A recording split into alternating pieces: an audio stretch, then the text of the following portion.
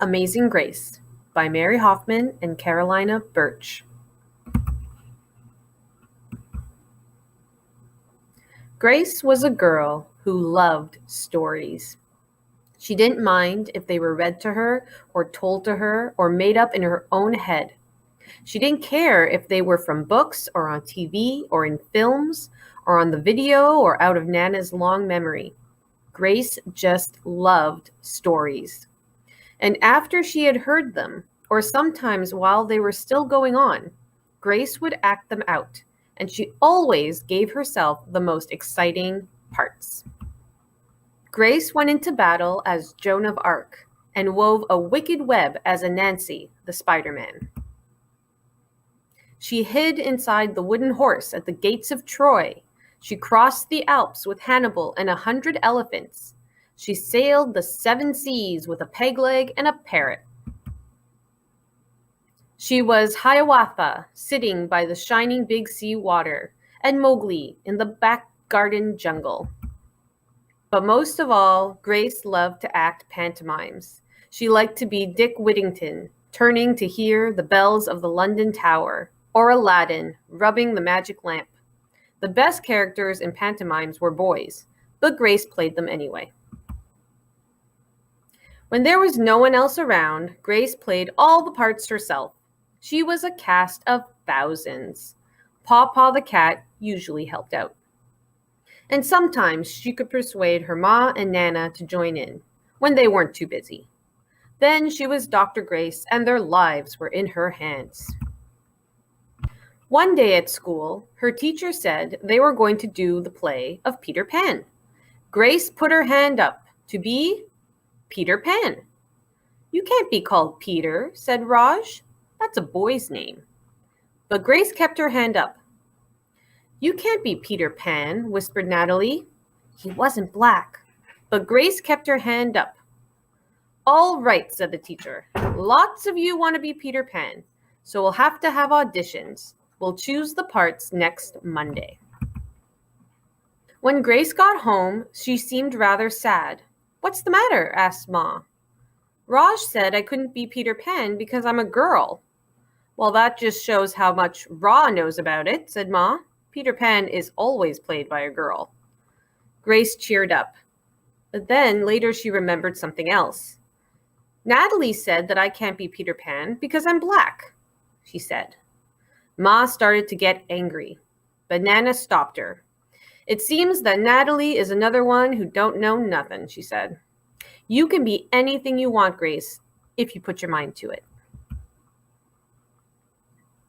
Next day was Saturday, and Nana told Grace they were going out. In the afternoon, they caught a bus and train into town. Nana took Grace to a grand theater. Outside, it said, "Rosalie Wilkins and Romeo and Juliet" in beautiful sparkling lights.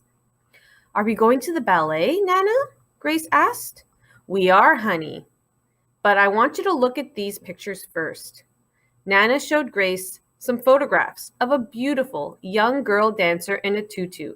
"Stunning new Juliet," it said on one of them. "That one is little Rosalie from back home in Trinidad," said Nana. "Her granny and me, we grew up together on the island. She's always asking me, do I want tickets to see her little girl dance? So this time I said yes."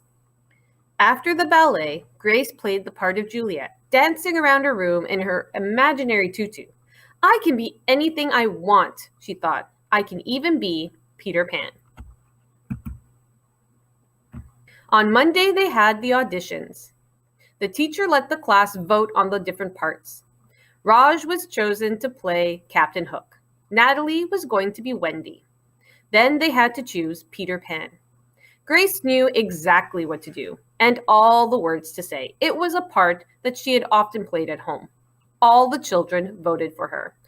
"You were great," said Natalie.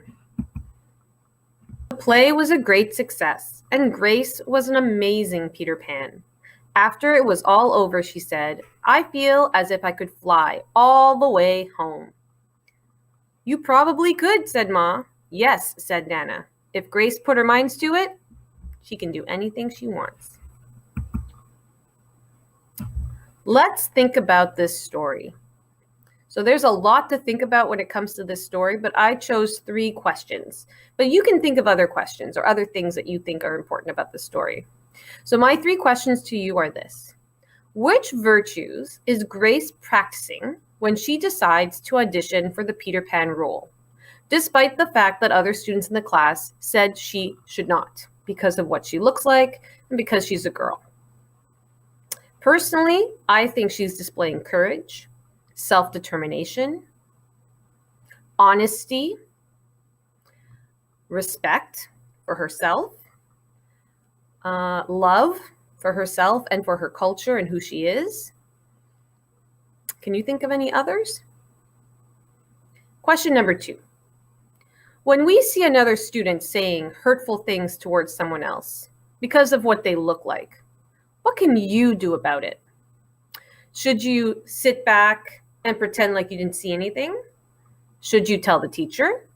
Or should you stand up for the student and say, I don't like what you just said to that student. It's wrong to me. Please apologize. Or try again. Question number 3. How does it make you feel when you see someone from your own heritage, culture, religion, or race leading or participating in activities that you personally enjoy? Let's say you love soccer. How does it make you feel to see soccer players that look like you? Let's say you love ballet or dance. How does it make you feel to see ballet dancers or regular dancers that performing that look like you? How does it make you feel to see actors or singers or musicians or teachers or anybody in our community doing the jobs that they love, being great at the jobs that they love, look and resemble you? How does that make you feel? Personally, it makes me feel like I belong. It makes me feel included. It makes me feel that my culture is valued. It makes me feel like I can do anything.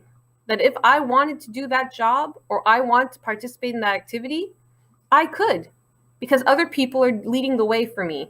And now I feel empowered to do the same thing. Please discuss these questions with your parents or with your teachers. And I hope you have a wonderful day.